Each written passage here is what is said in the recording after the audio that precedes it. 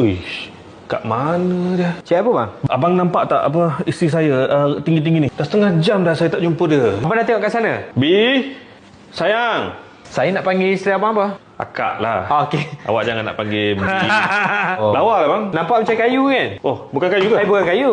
Ni material PVC dengan wood fiber. Tahan api dan anti anai. Oh. Sisilah kalau abang pasang ke rumah abang, warranty dia kita bagi 30 tahun bang. Lamanya. Lama. Dah nak habis loan dah tu. Habis sisilah boleh habis. Ni handbag isteri saya ni. Dia mesti kat area-area sini ni.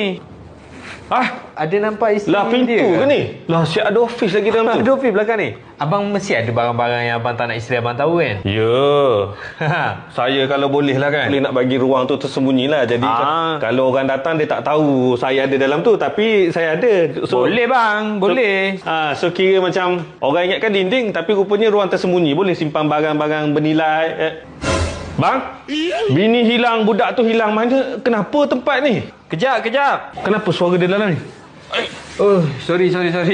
Saya pergi toilet sekejap. Ada toilet? Ada toilet dalam ni. Tak nampak macam pintu langsung lah masalahnya. Ni apa benda pula batu-batu ni? Ini PU stone. Abang nampak macam batu tapi bukan batu. Dia ringan nampak mewah. Starting berapa harga ni? Saya bagi dalam 2,000 lebih lah bang. Starting. Uish, murah ya. Ni boleh pasang ke outdoor dengan indoor. Ni kalau buat jadi pintu ni, kalau kita masuk kat dalam tu, orang ingat batu belah batu bertangkup lah.